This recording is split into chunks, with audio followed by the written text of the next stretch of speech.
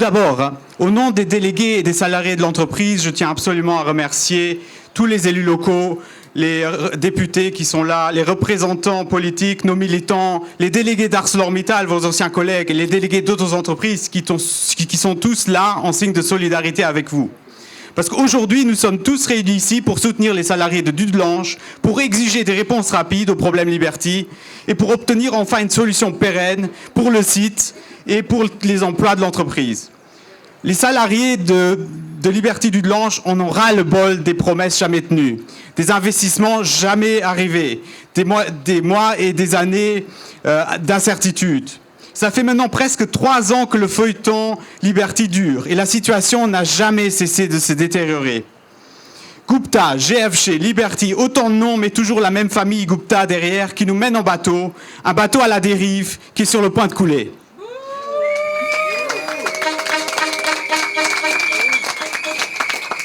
Le capitaine Gupta, lui, a depuis longtemps fui, il a quitté le navire et il vit maintenant reclus à Dubaï.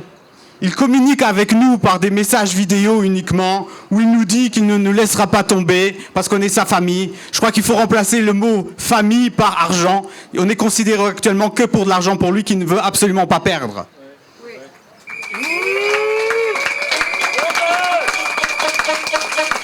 La délégation locale, avec les syndicats, a à plusieurs reprises demandé à le voir personnellement. Jamais il n'a répondu à cette demande. Il s'est juste limité à envoyer ses sbires qui ne servent à rien.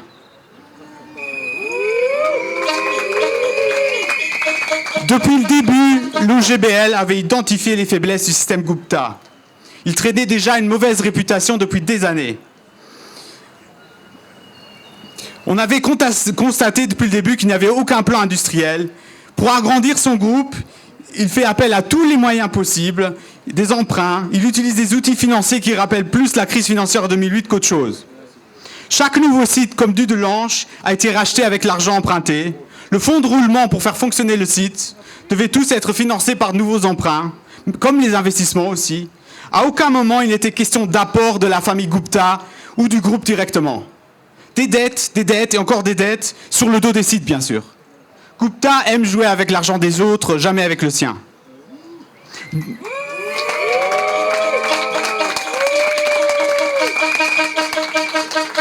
Dans sa tête, tout allait finir par bien marcher, par s'autofinancer. Ainsi, par miracle, ça allait permettre de financer les sites, rembourser les prêts, faire des investissements et surtout rémunérer chèrement les dirigeants. Bon, ça ressemble plus à un jeu de poker qu'autre chose et qui n'a pas fonctionné. Mais derrière tout cela, il y a cette maudite banque Greensill qui est la seule source de financement du groupe, qui prêtait de l'argent. Et aujourd'hui, on n'y voit toujours pas clair et des enquêtes sont en cours. Une chose est néanmoins claire, c'est que la faillite de cette banque a permis de mettre à nu toutes les faiblesses du système Gupta. Le château de cartes que l'OGBL avait identifié depuis le début a fini par s'effondrer. Et tous les jours, nous découvrons de nouveaux scandales. Ainsi, le site Dudelange, tout comme d'autres sites du groupe, ont servi de garantie à ces prêts pour financer les activités des différents sites et aussi pour acheter d'autres entités. Donc selon la presse, il semblerait même que ces prêts aient servi à financer le train de vie de la famille Gupta, avec des maisons de luxe, des jets privés et d'autres choses. Ils voulaient se créer un empire sur notre dos en ne pensant qu'aux financiers et aujourd'hui tout s'effondre. Le plus dramatique dans cette histoire, c'est que personne n'est en mesure de nous dire aujourd'hui à qui appartient réellement ce site. On ne sait pas si à un moment ou à un autre, un banquier ne va pas se présenter ici devant l'usine pour vendre les meubles ou vendre le site, parce qu'en fait, une dette court de Greensill sur le site, et aujourd'hui, on peut presque considérer que le site n'appartient même plus à Liberty. Autre chose, il apparaît également que le site n'a tenu jusqu'à maintenant que grâce à l'argent du chômage partiel qui a été utilisé ces 2 dernières années. Et aussi à différentes pratiques financières qui vont du factoring, du reverse factoring, au financement de la chaîne d'approvisionnement. C'est tous des instruments en fait pour amener des liquidités vite fait, mais à chaque fois on doit rémunérer un intermédiaire et on y perd de l'argent. Donc on y a perdu nos plumes ici. Donc il y a de l'argent qui n'est pas rentré ici parce qu'on a fait utilisation d'outils douteux. Que dire également des plans de relance que le groupe a tenté de nous vendre? Vous vous rappelez tous du plan de 100 jours qui a duré plus de 100 jours, la route 66 qui mène nulle part, le projet Athéna. Bon, tout à coup, on fait appel au divin pour n'importe quoi. Autant de projets boiteux qui n'ont jamais abouti. Mais dans tous ces projets, on exigeait toujours que les salariés fassent plus d'efforts.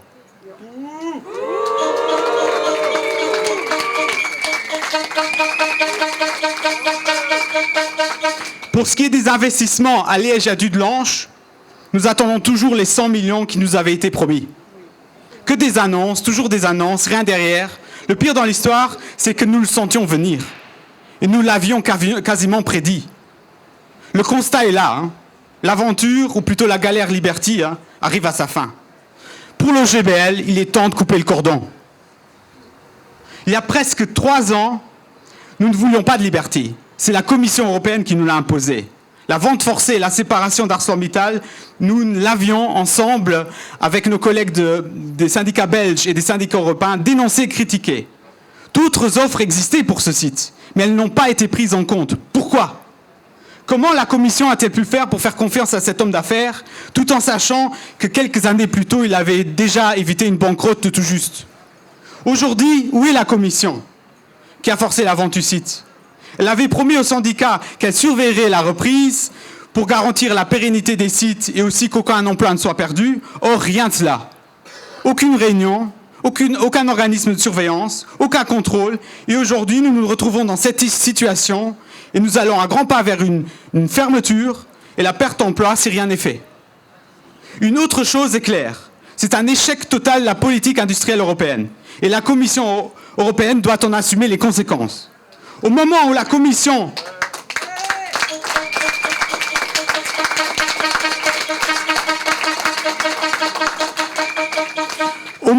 Commission déclare l'industrie comme essentielle et stratégique pour l'Europe, le Covid a bien démontré qu'il fallait réindustrialiser l'Europe. Ici, on laisse faire et on risque de laisser disparaître une partie de notre industrie.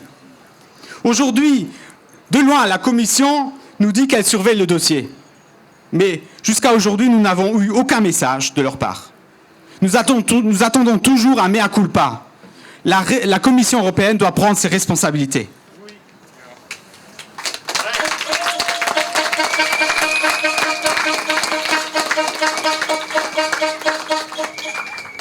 Au moment du rachat, le site occupait 300 personnes. Aujourd'hui, le site n'emploie environ que 220 salariés. Gupta avait promis lors du rachat qu'il n'y aurait pas de perte d'emploi. Mais aujourd'hui, nous constatons que tous les départs n'ont pas été remplacés. Les contrats à durée déterminée n'ont pas été renouvelés ou transformés en CDI. Les pertes d'emploi sont donc déguisées. Et ici, on ne compte même pas tous les sous-traitants et les prestataires de services qui sont dépendants du site pour leur travail. Donc l'échec de Liberty Dudelange peut entraîner d'autres échecs. Heureusement qu'au niveau national, le public est là. Grâce aux aides Covid et grâce au mécanisme de chômage partiel, le site Dudelange est encore là. Et les salaires ont pu être payés. Les emplois ont pu être sauvegardés jusqu'ici. Mais pour combien de temps encore ? Dès la découverte des problèmes liés à Greensill, nous avons pris contact en urgence avec les ministères du Travail et de l'Économie pour demander leur appui. Les ministères ont entendu nos revendications et grâce à eux, nous avons pu obtenir qu'aucun emploi ne soit perdu et que les salaires soient toujours payés en temps et en heure. Eux au moins ne nous ont pas abandonnés. Dans cette situation, pour l'OGBL, le temps est venu d'arrêter l'aventure Liberty. L'OGBL a rappelé à plusieurs reprises que le tabou des nationalisations doit être levé. Si cela permet d'éviter les fermetures et les pertes d'emplois. Gupta n'est pas en mesure de financer son entreprise, la faire tourner, alors laissons quelqu'un le faire.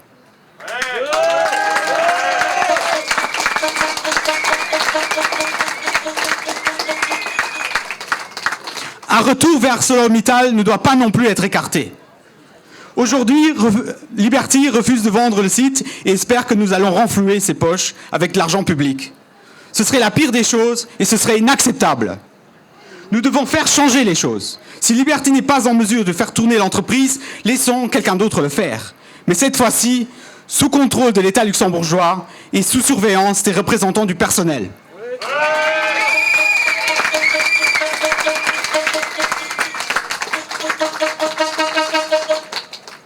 Aujourd'hui, le GBL exige une reprise par de nouveaux entrepreneurs. La conjoncture est favorable, c'est Liberty qui le dit. Les carnets de commandes sont pleins, la demande est forte, les prix sont bons, mais le groupe n'est pas en mesure de payer les fournisseurs et les approvisionnements pour produire et faire rentrer de l'argent. Aujourd'hui, plus de 3/4 des salariés sont au chômage partiel. Non par manque de travail, mais parce que Liberty n'a pas les moyens de payer, tout simplement. Dans tout cela, nous les salariés, nous ne savons pas si nous avons un travail demain, la semaine prochaine. Nous ne savons pas si nous allons toucher nos salaires le mois prochain.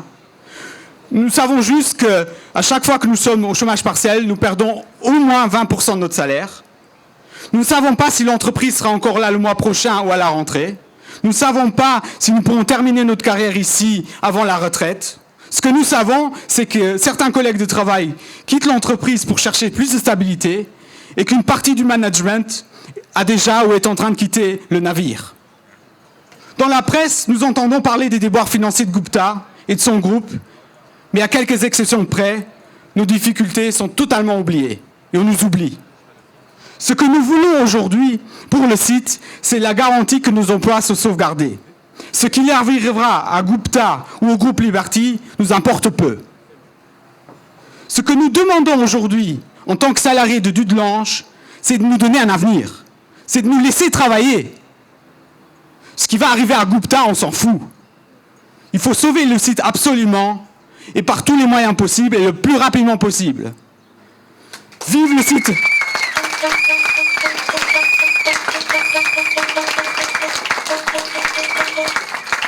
Je vous remercie pour votre soutien et comme dernier message, vive le site Dudelange et vive ses salariés.